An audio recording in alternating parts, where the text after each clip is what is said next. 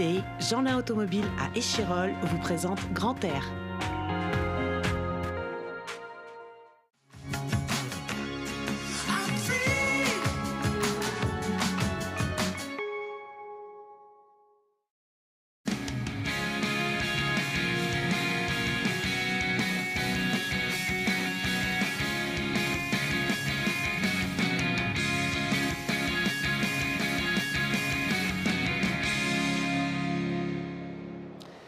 Respirez à fond, c'est Grand Air, le magazine de la montagne et des sports de pleine nature de Télé Grenoble. Vous le voyez, on est sorti de notre studio habituel pour installer notre plateau au cœur du Mountain Planet, un salon international qui a lieu tous les 2 ans à Grenoble et qui réunit les acteurs de la montagne liés notamment à l'aménagement des stations de sport d'hiver.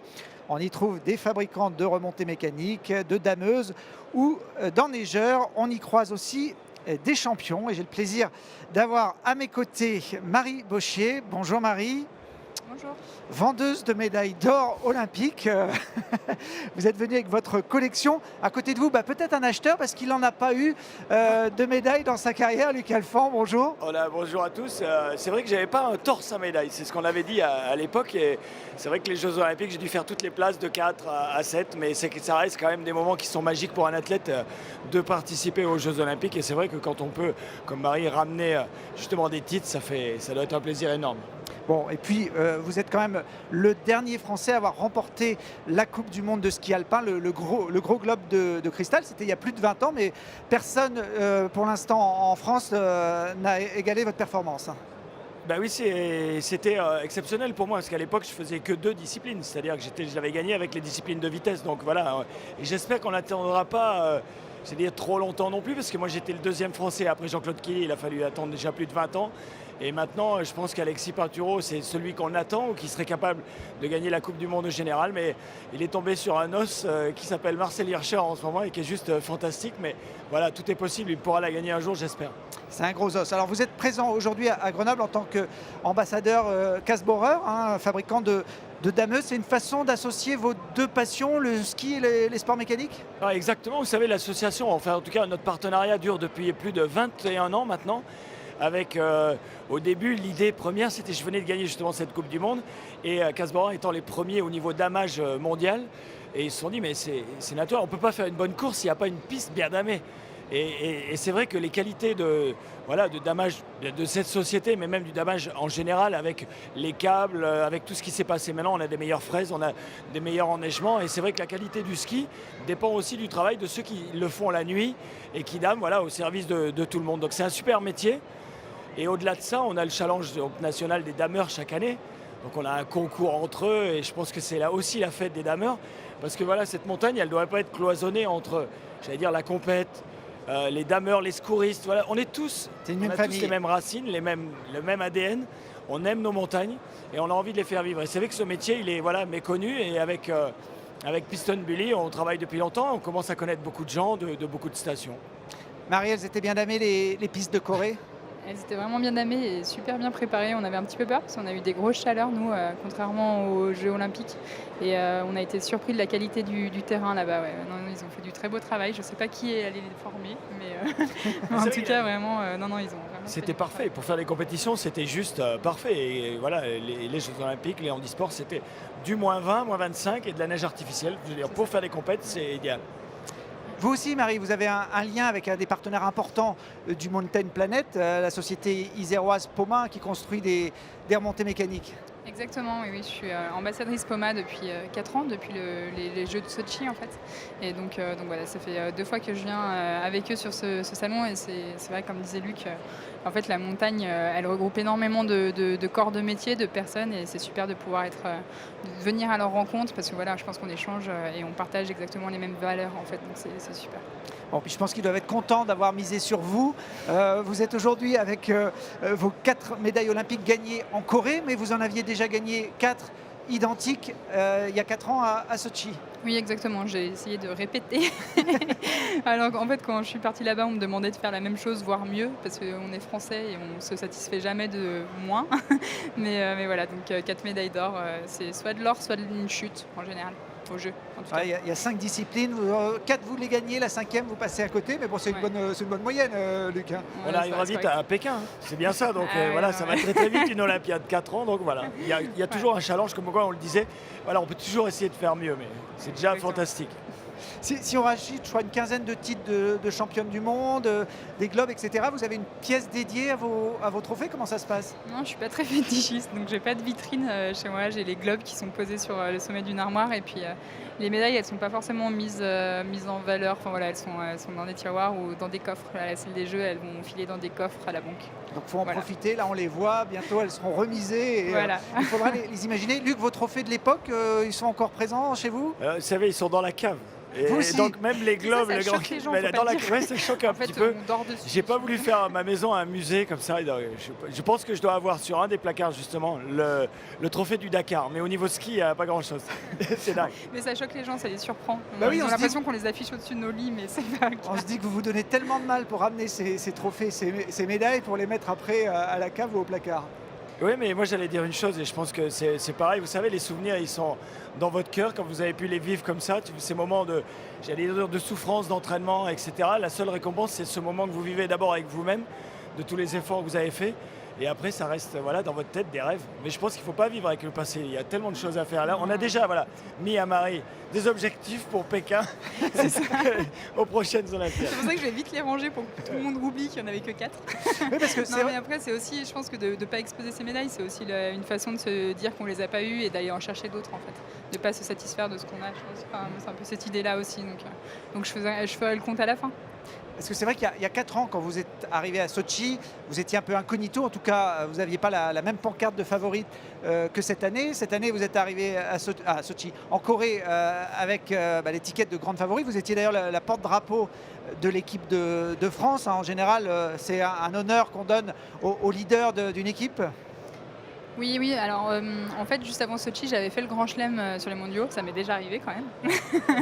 5 sur 5. Mais voilà, j'étais encore un peu incognito parce que la médiatisation du handisport n'était pas encore à la hauteur de celle qu'on a vécue sur les Jeux en Corée, celle qu'on a vécue sur les Jeux à Sochi. Donc voilà, j'arrivais un petit peu cachée et un peu secrète. Et c'est vrai que du coup, je me suis mis une barre assez haute dès Sochi. Donc il a fallu tenir le rang et puis plus ce rôle de porte-drapeau. Mais au final, ça a donné une saveur toute différente et encore meilleure à ces Jeux en Corée. On va revoir la première épreuve, la descente. Vous aviez la pression sur cette entrée en matière? Oui, j'étais vraiment pas sereine. Parce qu'en plus, on a eu qu'un entraînement. Parce qu'on a eu des conditions un peu difficiles, les 2 jours d'entraînement prévus supplémentaires. Donc on a fait un seul entraînement. J'avais des souvenirs un peu de la piste de l'année précédente, mais pas en super confiance quand même ce jour-là. Donc un ski correct, mais quand même un petit peu timide. Qu'est-ce que vous pensez du style de Marie, Luc, sur ces images? Vous savez, c'est sur nos antennes à France Télévisions, donc voilà, on avait bien recouvert aussi ces Jeux Olympiques. Je pense que voilà, il y a du travail derrière, il y a de la performance, et quand ça se joue sur des petits écarts, parce que là, on a beaucoup d'avance sur celle, mais je sais pas, la descente a gagné à combien d'avance? Je me souviens plus de l'écart de la descente, mais celui du Super G, je crois que c'était 27 centièmes. Donc ça se joue, et voilà, après, tout est dans un mouchoir, et pour aller gratter ces derniers centièmes, c'est beaucoup de travail. Donc. On vous voit au bord des larmes, là, Marie, sur cette première victoire de la saison 2018. Ouais, c'est ça. C'était un peu la course du soulagement. En fait, j'avais besoin aussi de faire taire un peu toutes les rumeurs médisantes autour du porte-drapeau. Parce que voilà, c'est vrai qu'on a cette pression supplémentaire. Parce que je ne sais pas si c'est spécialement français de faire ça, mais en tout cas, voilà, on attend énormément du porte-drapeau. Donc cette première course, ça me tenait à cœur de vraiment la réussir pour ça et puis pour me lancer en fait dans ces Jeux. Donc beaucoup d'émotions, beaucoup de soulagement sur cette première médaille. Bon, vous étiez déjà championne olympique de descente, vous avez conservé votre titre. Il vous en manquait un quand même dans le palmarès, donc c'était peut-être la course la plus importante pour vous de cette quinzaine? Oui, et puis la dernière, donc super, le timing était génial. Il y avait zéro pression, zéro fatigue, c'était génial. Non, mais c'est vrai qu'avec le recul, en fait, le Grand Chelem, c'est sûr que c'était un objectif, mais finalement, il a été... j'ai été consolée en décrochant cette médaille en slalom, parce que c'était vraiment celle que j'étais allée chercher là-bas. J'avais une pression assez folle ce jour-là, ça n'a pas été facile à gérer.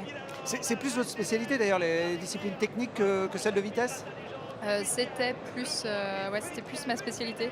Aujourd'hui, je pense que j'ai grandi un peu en vitesse et du coup, je suis maintenant peut-être plus à l'aise en géant en descente, mais en vitesse en tout cas. Mais le slalom, ça reste une discipline de cœur. Ouais.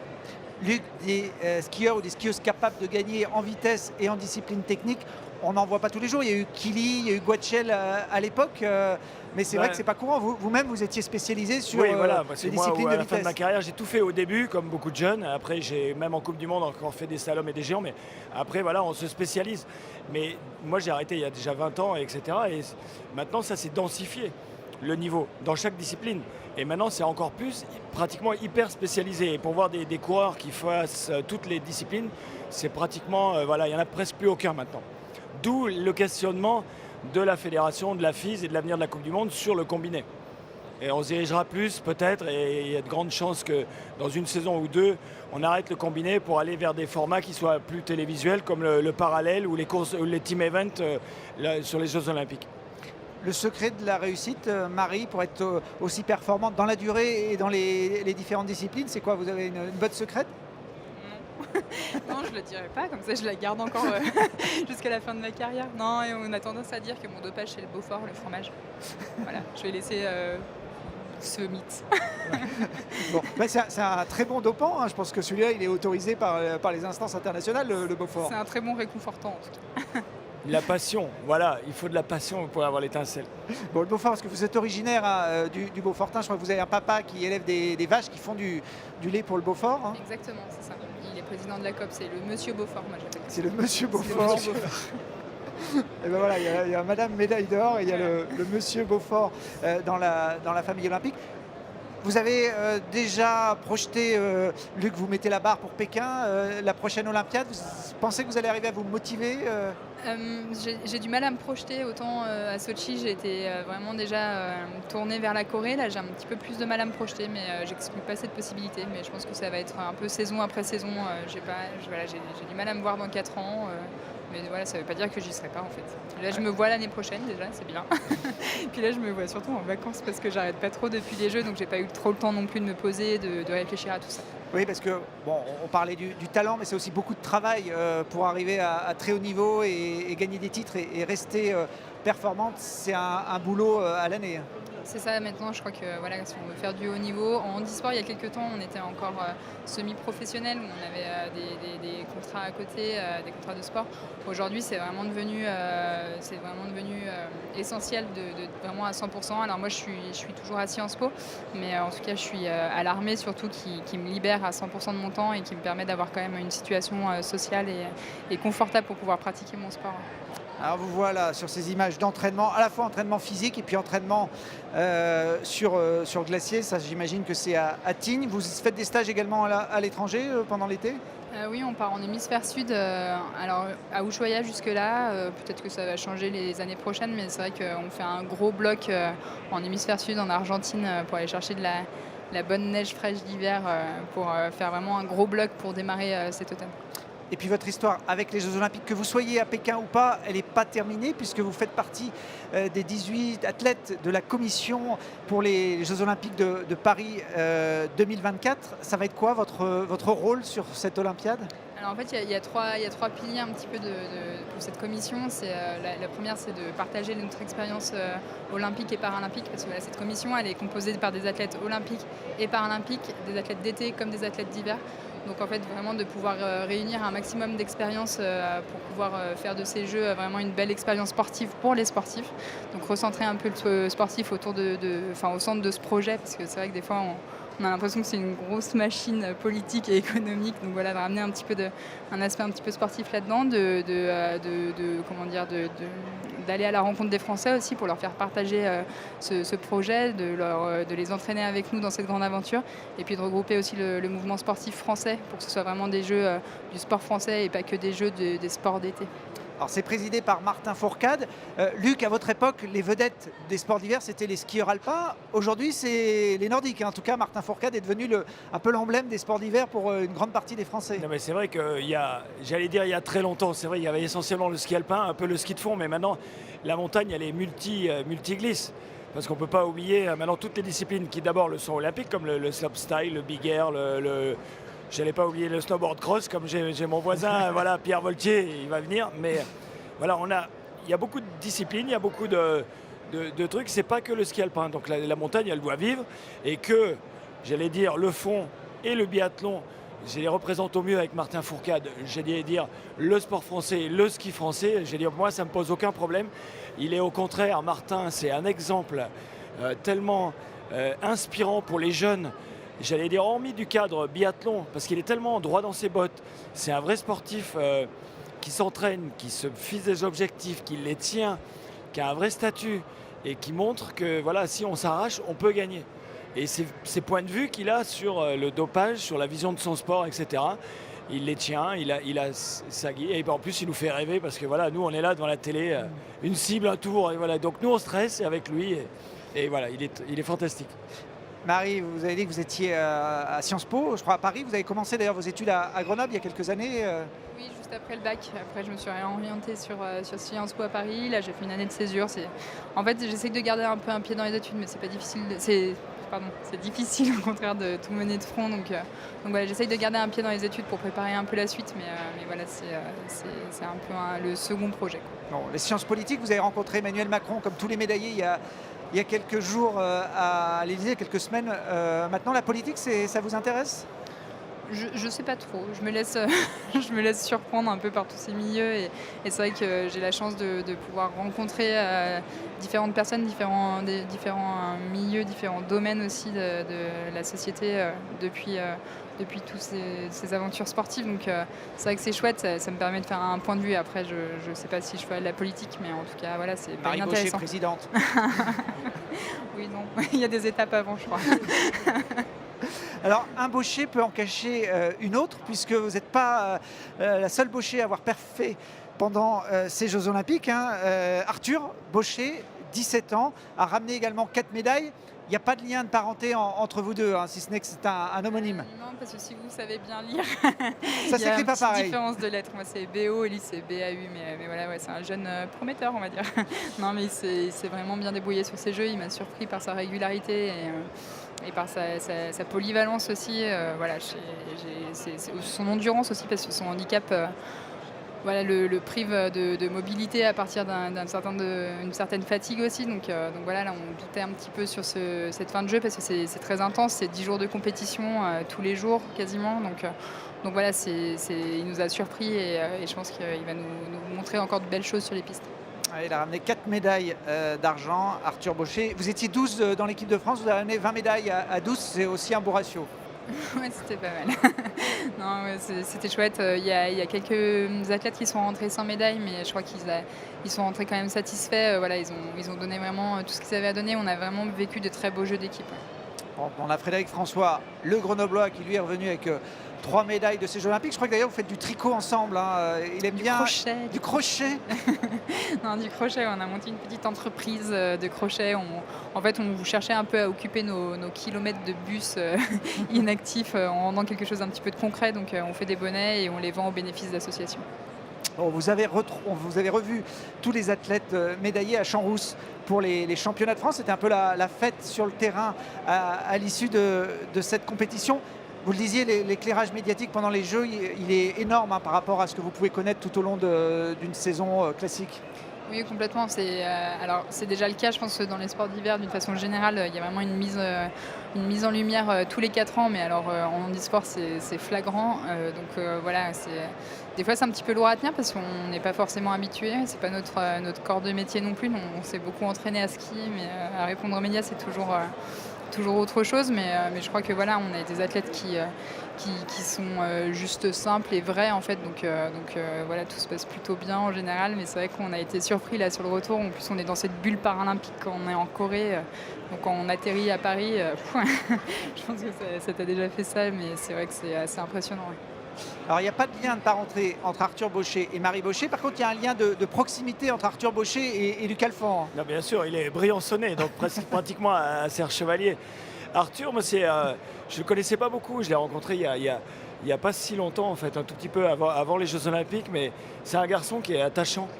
Et je trouve qu'il a une maturité, une force de caractère. Il est assez jeune, hein. Il a 17 ans. Ouais. 17 ans. Moi, je le trouvais super posé, etc. Et ce qui lui est arrivé, pour lui, c'est un rêve.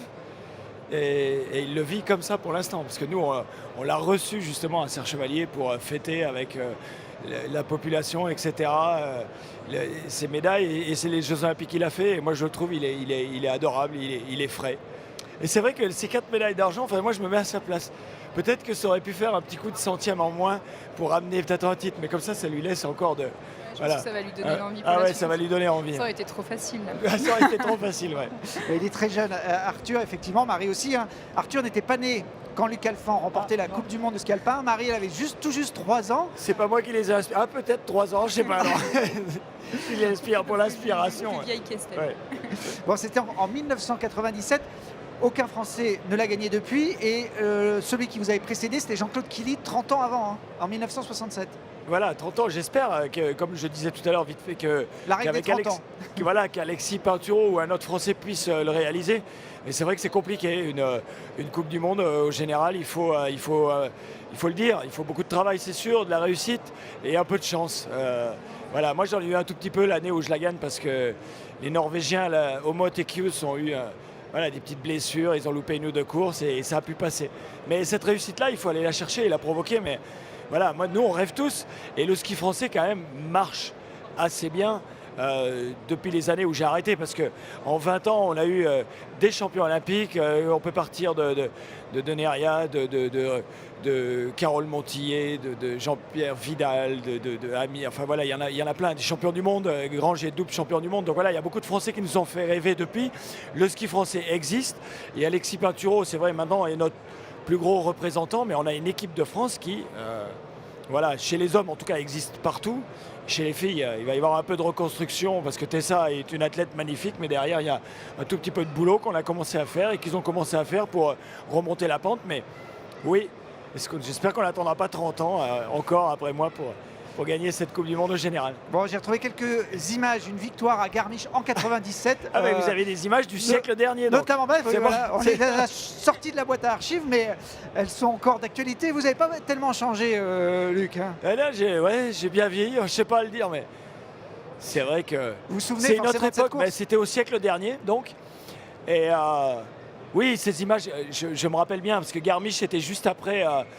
les championnats du monde à Sestrières où j'étais tombé, donc j'avais la rage vraiment d'essayer de regagner. Et c'est vrai que ces images, elles font un peu collector maintenant, mais je veux dire, voilà, la course n'a pas tellement changé à Garmisch, c'est toujours ces mêmes descentes, etc.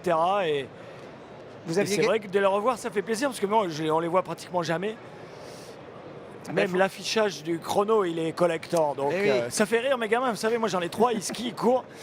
Et quand ils voient ça, ils se marrent. Bon, en tout cas, sur les temps de cabane à cabane, on était quasi aussi rapide que maintenant, voire un peu plus rapide. Parce que ça tourne plus maintenant. C'est ça que je voulais dire. Ils sont meilleurs, mais ça tourne plus.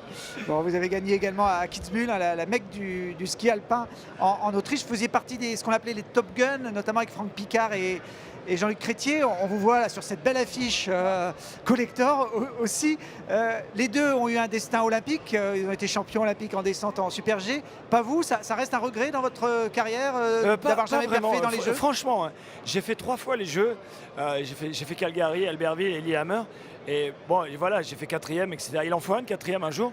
C'est pas un regret en finissant sa carrière. Il y avait le challenge olympique de Nagano où j'ai arrêté en 97 parce que je sentais que j'avais fait le tour, mais ok, ça aurait été fantastique, une médaille olympique. Et un titre encore mieux. On en parlait avec Jean-Luc Crétier, justement dans le groupe des Top Gun. Je dis, ici, il faut gagner qu'une course, c'est laquelle il faut gagner. Lui, il l'a fait. Alors oui, voilà, ou Kitzbühel, ou... Non, je dis, mais non, les Jeux, quitte à en gagner qu'une, il faut gagner les Jeux. Voilà, donc lui, il l'a fait. Et voilà, dans le groupe, on a tous une histoire différente. Voilà, Franck Picard a gagné, lui, sur le boulot, dans quasi 4 disciplines, parce que Franck, il ne faut pas oublier qu'il a gagné en géant, en Super G, en descente. Et voilà, ça, c'était un skieur énorme. Jean-Luc, il a gagné les Jeux et nous, on arrive à gagner la Coupe du Monde. Donc voilà, on s'est partagé le boulot et c'est pas du tout un regret. Bon, en 92, je crois qu'Albertville, c'est pas un bon souvenir, hein, les Jeux. J'ai pour couru vous. blessé, mais j'ai cette image, me regardant en bas à la station, voyant la raquette d'arriver avec plus de 20 000 personnes à Val d'Isère. Et en France, je veux dire, c'est pas tous les jours qu'on a cette audience-là. Il faisait un temps magnifique. Et Franck qui revient, il faisait 60e à Garmisch une semaine avant et il fait cette médaille d'argent derrière Hurtlib. J'étais tellement heureux pour lui que ma journée, ça a été ça. Moi, j'ai couru blessé, j'avais mal partout. Je finis 15 ou 16e, c'est pas important. J'avais presque honte d'être là et courir, mais voilà, j'étais blessé. Bon, dans ma boîte à archives, j'ai justement retrouvé une Ah, c'est chute vrai de l'époque Elle avait de trois bonnes, 92. ouais. Je ne sais pas si c'est celle qui vous a blessé, vous allez me le dire, Luc. Est-ce que vous vous souvenez de cette gamelle? Ah putain, oui, oui, pardon, j'ai dit un gros mot, mais ça c'était, voilà, c'était à Garmisch à l'époque. Vous voyez, la sécurité à l'époque, c'était des Ah oui, bottes des de bottes de paille, paille. et barrières en châtaignier. Donc vous voyez, je me rappelle parce que j'ai eu mal au pubis pendant, comme j'ai pas fait le Bolchoï, j'ai eu mal au pubis pendant plus d'1 an et demi, et voilà. Et on s'est arrêté dans le public, nous à l'époque, et c'est vrai qu'il y a eu 3 blessés là, sur le même virage. Il y avait Rob Boyd et puis le Canadien, là, Stemley, on les 3 à tomber, Skardal, pardon, qui sont tombés au même endroit. Ce virage à Garmisch, c'est là où malheureusement Ulrike Mayer a perdu la vie à Garmisch. Oui, forcément on s'en rappelle parce que celle-là, elle a fait mal à un moment. Ouais. J'ai listé vos blessures. J'espère que j'en ai pas oublié. Vous êtes cassé les dents, le coude, les vertèbres, le poignet, les côtes, genoux, péroné. Vous avez même eu une greffe de peau au cours de votre carrière. Oui, voilà. Donc j'ai eu une fracture ouverte au péroné, donc ouais, j'ai eu des greffes de peau. Vous savez, quand on est descendeur, je pense que, voilà, ou skieur, il y a beaucoup de blessures. Et il faut l'accepter d'abord dans l'esprit, et après, il faut essayer de se reconstruire. C'est ça le plus dur pour un skieur, c'est la psychologie. Dès qu'on tombe, il faut retourner au charbon. Vous savez, c'est comme quand on tombe de cheval, il faut remonter dessus tout de suite. Il y en a qui arrivent, et voilà, moi, j'ai à chaque fois pu reprendre des risques derrière, et ça, c'était ma passion, moi, le ski. Ça l'est encore d'ailleurs, mais voilà, c'est ça que je voulais, aller vite sur les skis, sauter. Ouais, c'était pas que la compète. Marie, vous avez déjà pris des grosses gamelles comme ça? Pas finir dans les bottes de paille, parce qu'aujourd'hui ça n'existe plus, mais Non, la sécurité a bien évolué, d'ailleurs tant mieux. Mais non, moi j'ai cette chance, enfin je suis déjà plusieurs fois tombée assez lourdement, mais j'ai cette chance de jamais m'être blessée gravement. Et je pense que c'est ce qui me permet aussi aujourd'hui d'avoir ce palmarès-là, parce qu'il y a un moment donné où en fait on est confronté à la blessure, ça arrive soit trop tôt ou soit plus tard. Moi, pour l'instant, c'est pas arrivé. Enfin, j'en ai eu quelques-unes, mais pas des grosses. Donc j'espère que ça n'arrivera pas jusqu'à la fin de ma carrière. Mais si ça doit arriver, j'espère que ça arrivera tard. alors s'il n'y a pas d'Alphand au palmarès olympique, c'est peut-être que ça va arriver dans les années à venir. Il y a votre fille, Estelle, qui a participé aux Jeux en Corée cette année, mais pas sur le drapeau sur lequel on pouvait l'attendre. Ouais, mon Dieu, oui, elle a Estelle, voilà, ma femme est suédoise, donc Estelle aussi. Et voilà, elle a participé à cette saison, elle a couru en Coupe du Monde sous les couleurs de la Suède, et elle a, j'allais dire, enfin réalisé un peu le potentiel qu'elle avait. Elle est aux alentours de la 15e place mondiale, 18e en fin de saison, et moi je suis content pour elle parce que ce qu'on veut, c'est la réussite de l'athlète et le bien-être de l'athlète. Elle était un peu en souffrance à l'intérieur de l'équipe de France, et voilà, ça lui a fait du bien de partir. Elle a fait les Jeux Olympiques, elle gagne la 2e manche aux Jeux Olympiques, et c'est là où je voulais dire qu'elle a bien abordé l'événement. Elle a fait une grosse faute à la première manche, mais dans l'esprit, cette année, on a revu Estelle faire des 5e places. Elle a gagné 3 manches, elle a fait des 5e places, des 10e places. C'est-à-dire qu'elle a peut-être mis le doigt dedans, et elle a compris que quand elle skie bien, elle peut être avec les meilleurs, et ça, c'est important. Je veux dire, quand on est athlète et qu'on réalise qu'un jour, on peut le faire. Elle a encore 1 marche et demie, 2 marches, mais elle s'est déjà construite un petit peu quelque chose cet hiver. Moi, je suis content pour elle. Bon, Et puis pour les garçons, il ne faut pas parler que d'Estelle, parce que voilà, il y a Nils et Sam qui suivent derrière, qui sont en équipe de France encore. Il était champion du monde junior, je crois. Qui était champion du monde l'année dernière et qui a été blessé cette année à la main, qui a malheureusement pas couru. Eux vont rester français ou vont passer suédois? Non, c'était deux cas. Vous savez, on n'est pas loin, il y a la fédération ici. Donc je veux dire merci à la fédération française d'avoir respecté le projet athlétique d'Estelle, de l'athlète Estelle, de l'avoir laissé partir courir pour la Suède. Non, les garçons, je vous rassure, ils sont en équipe de France. Ils courent pour la France, il n'y a pas de problème. Bon, puis Estelle, comme ça, elle a des supporters suédois, notamment du côté de la Suède, et puis Exactement. Briançonnet français. Il y en a encore là-dessus. Il y en a encore. Vous le disiez, ça reste votre passion. Le ski, vous n'avez pas raccroché, vous continuez? J'adore ça. Dès que je suis à la maison, même si c'est que 2 heures le matin, j'y vais et je skie. Voilà, ça reste là. Et il reste encore de la belle neige cette année, tout le monde l'a C'est vu. vrai. Il y a des conditions exceptionnelles pour aller faire encore de la randonnée. Donc on n'a pas rangé les skis. Puis comme vous êtes toujours un peu casse-cou, aller dans les pentes raides, dans des couloirs un petit peu engagés, ça vous titille de temps en temps. Regardez ce beau couloir, je ne sais pas si vous le reconnaissez. Ah oui, bah, Shamline, j'en ai pas fait 50 comme ça. Donc avec Aurélien Ducrot, bien sûr, et les fameux épisodes Shamline, j'ai eu 2-3 fois le doute quand même.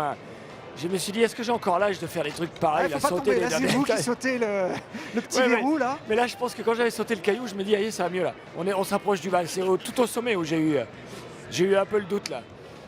Voilà, mais j'adore la montagne. Mon père est guide, mon frère est guide. Ouais, je suis un peu né là-dedans. Et voilà, dès qu'on peut faire des trucs un peu, j'allais dire, exceptionnels qui sortent. Oui, il faut le sentir pour le faire. C'est ça qui est en montagne essentiel. Ah, ça c'est la web série donc Shamline Ouais. d'Aurélien Ducrot, Il champion y en du a un monde autre de qui sort freeride. aujourd'hui, je crois, ou demain. Et ben on finira l'émission Ouais. avec cette série justement. Le freeride, ça vous a jamais tenté? Ça n'existait pas vraiment à votre C'était le époque? début quand même. Parce C'était le qu'il y avait- oui, on a avec Stéphane Dan et avec à Chamonix, voilà, c'était le début du freeride et des compétitions de freeride. Non, dès que j'ai arrêté la compétition en alpin, j'avais pas envie de revivre. Enfin, j'ai menti parce que je suis allé dans l'automobile, mais j'avais pas envie de revivre que la compète. Alors ça, les images qu'on vient de voir, c'était récent. J'ai trouvé des images qui datent un peu plus. Je ne sais pas si vous en souvenez. Vous Mon êtes en Dieu. jaune là. Ah ben oui, c'est Apocalypse Snow, le retour. Alors vous n'êtes pas sur neige là. Hein. Non, c'était avec Pascal Budin. Avec Pascal Budin, le kaéliste. On avait fait le retour. Donc lui, c'était le Yeti et moi, j'étais le méchant. Et on disparaissait dans un nuage intracorporel, je ne sais pas comment ils appelaient ça, pour se reposer sur la neige. Avec le Yeti qui me poursuivait sur les pentes du col de l'Isoire, au sommet. Ouais, c'est la casse déserte. Finalement, on skie bien sur les La cailloux. case déserte, ça skie assez bien, oui. Regarde, alors il faut un peu sauter, ça gratouille, hein, il y a quelques cailloux, quoi. Bon, comme je sais que vous allez de temps en temps dans le désert du côté de l'Amérique latine, j'ai d'autres images à vous montrer, puisqu'on peut aller faire du ski sur les plus hautes dunes du monde qui se trouvent au Pérou. Je ne sais pas si vous avez déjà testé ça dans votre Alors j'ai carrière. testé ça au désert de Gobi l'année dernière. Et je peux vous dire que c'est un peu surprenant, mais dès qu'il y a de la pente, on skie très très bien sur le sable. Et encore mieux peut-être allez, j'allais dire si c'est snowboard, mais il n'y a pas de snow, mais voilà, en planche à neige. En tout cas, c'est génial. J'ai essayé en Chine, c'était magnifique. Marie, une expérience à découvrir, le C'est à ski. faire, Marie. Ça fait envie, oui. Ça fait envie. Puis ça me donnera l'occasion de retourner au Pérou, pourquoi pas. Voilà, puis ça peut peut-être permettre au ski d'intégrer les Jeux Olympiques d'été et de Paris 2024. Si on fait une compétition sur sable, ça devient un sport d'été. Il va falloir créer un désert dans Paris, ça va être compliqué. Ouais.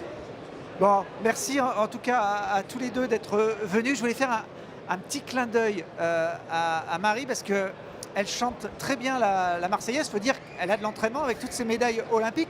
Donc je vous propose de la retrouver. C'est un petit intermède musical. Marie Baucher, une de ses Marseillaises en Corée.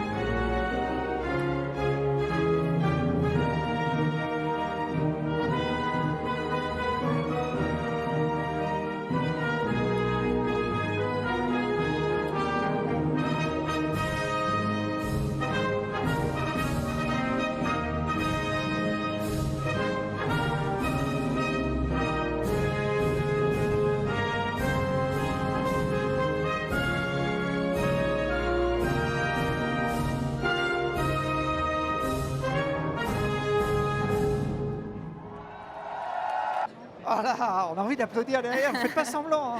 C'était la remise des prix du géant et il pleuvait des cordes, c'était la tempête, il y avait du vent, c'était terrible. Pour garder les yeux ouverts, c'était compliqué. Mais non, ouais, c'est toujours des moments assez fous et finalement elles ont toute une saveur bien particulière, chacune de ces Marseillaises. Donc ouais, c'est beaucoup d'émotions à chaque fois. Bon, on espère qu'il y en a encore d'autres au cours de votre carrière. Les médailles, si vous allez les remettre dans le placard, vous pouvez m'en laisser une ou deux. Moi, je saurais les mettre en valeur dans mon petit intérieur. Merci en tout cas à Luc et à Marie d'être venus sur cette émission. Et puis comme promis, Luc, on va se quitter avec les couloirs d'Aurélien Ducrot, un épisode de Tramline à découvrir sur le web. Et pour finir cette émission, à très vite pour d'autres aventures.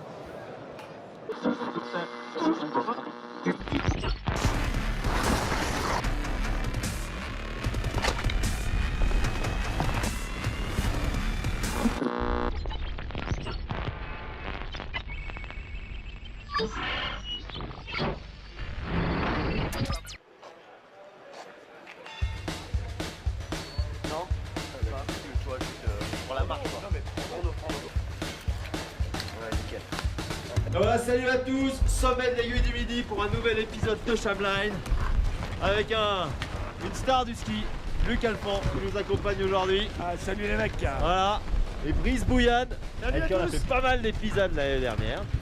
Et voilà, on part pour une nouvelle ligne, sous l'aiguille du moine, c'est ça? Sous la face sud du moine, ouais. On va voir ce que Voilà. ça va donner. Un petit Oh. string encaissé. Il y a pas trop de noms, donc on va essayer de rattraper ça. Petit string encaissé. Ça commence pas mal. Ça commence pas mal. Allez, faut...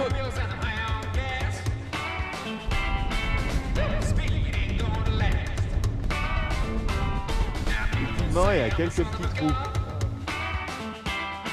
Et on monte à droite.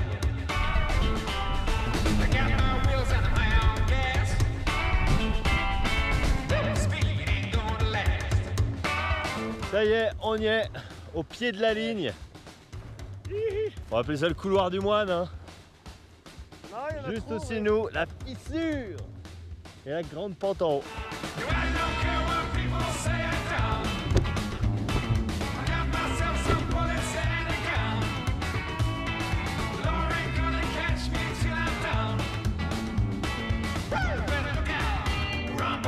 Tu sais pourquoi ça botte, Auré? Parce que ça colle. Ça fait chaud. Parce que les pots ont été imbibées d'eau, elles ont pris l'eau. Ok. Et après, quand on reste dans la neige humide, ça va, mais quand on passe dans les sections à l'ombre, la neige froide, elle colle sur la peau qui est imbibée d'eau. Donc il faut rendre la peau de phoque hydrophobe. Putain, ça, c'est un move savant, les gars. Ça. Vous en sortez ou pas? Le top, c'est d'avoir un petit bout de farce pour crayonner les peaux. Si on n'a pas, on met de la crème solaire, comme Aurélien a de la crème solaire. Tout Tadam!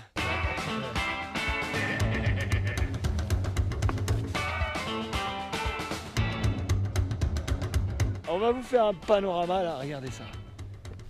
Moi je connais pas grand chose, mais derrière là, on a les grandes Joras là-bas, là, face au soleil. Le Mont Blanc. On est un peu tard. Ouais. À cause de la benne ce matin qui est pas partie. Ce qui fait que ça a pas mal chauffé. Donc on se pose pas mal de questions là. Mon Guilaillon. Ouais.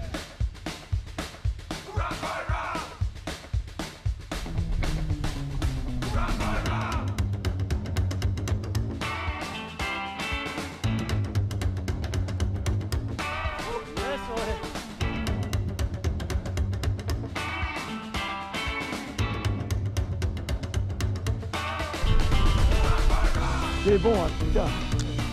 Excellent.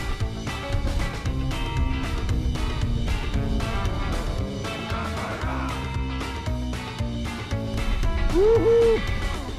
Ça fait pas très longtemps.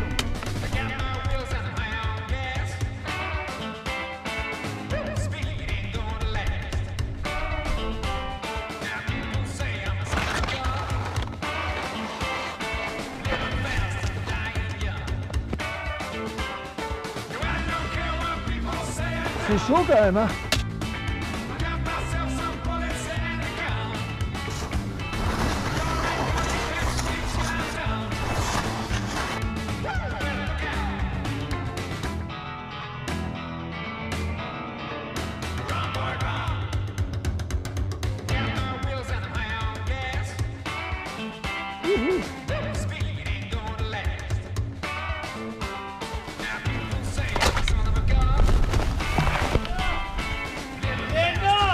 Yeah.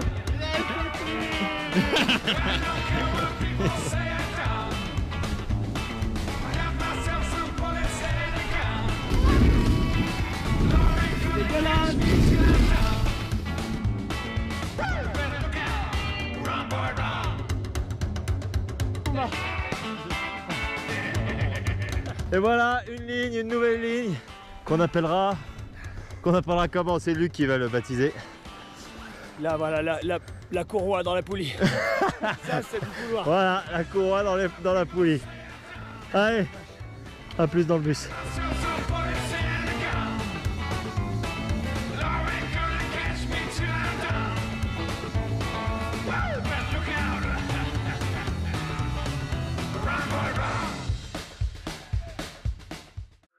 Hyundai, Jeanlin Automobile à Échirolles vous a présenté Grand Air.